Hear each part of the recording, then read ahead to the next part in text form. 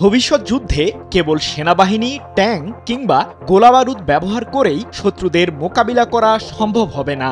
প্রয়োজন পড়বে পরিস্থিতির সাথে খাপ খাওয়ানো রণকৌশল ও আধুনিক সমরাস্ত্রের। সে উদ্দেশ্যেই এক ধাপ এগিয়েছে যুক্তরাষ্ট্র। শত্রুপক্ষকে মোকাবিলায় ইরানের আলোচিত একটি ড্রোনের আদলেই মার্কিন প্রশাসন তৈরি করল নতুন আরেকটি ড্রোন, যার মাধ্যমে আধুনিক যুদ্ধের প্রস্তুতি সেরে ফেলেছে যুক্তরাষ্ট্র। হঠাৎ ইরানকে অনুসরণ করল কেন মার্কিন প্রশাসন?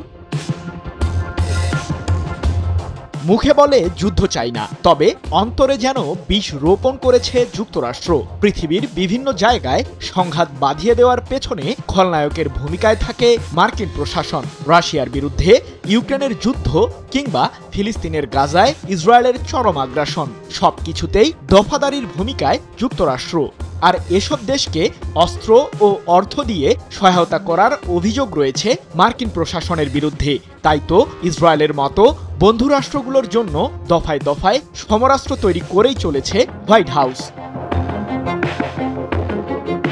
এবার ইরানের আলোচিত শাহেদ 136 কামিকাজ ড্রোনের আদলেই নতুন একটি ড্রোন তৈরি করেছে যুক্তরাষ্ট্র, যার তত্ত্বাবধানে ছিল মার্কিন প্রতিরক্ষা দপ্তর পেন্টাগন। যুদ্ধের ময়দানে শত্রুপক্ষকে ঘায়েল করতে এরই মধ্যে ড্রোনটি উন্মোচন করে ফেলেছে মার্কিন প্রশাসন। 19 জুলাই এক প্রতিবেদনে বিষয়টি নিশ্চিত করেছে মধ্যপ্রাচ্য ভিত্তিক সংবাদ মাধ্যম মেহের নিউজ এজেন্সি। ভবিষ্যৎ যুদ্ধে সাশ্রয়ী মূল্যের অস্ত্র ব্যবহার করতেই লুকাস নামের নতুন এই ড্রোনটি তৈরি করেছে যুক্তরাষ্ট্র।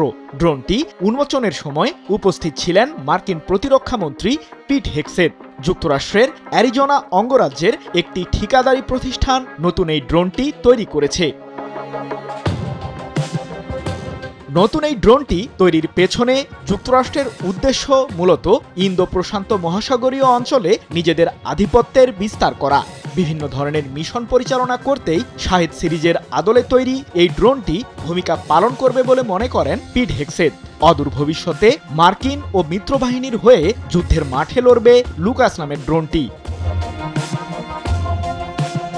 এর আগে ইউক্রেনের বিরুদ্ধে যুদ্ধে লড়তে রাশিয়ার সামরিক বহরে ইরানের তৈরি শাহেদ 136 ড্রোন যোগ দিয়েছে বলে অভিযোগ করে পশ্চিমারা। এমনকি ইউক্রেনের একটি অঞ্চল থেকে ড্রোনটি উদ্ধারের দাবিও করেন দেশটির প্রেসিডেন্ট ভলোদিমির জেলেনস্কি, যদিও এ বিষয়ে কোনো মন্তব্য করেনি রাশিয়া ও ইরান। সৃজন মাহমুদ, নিউজ 24।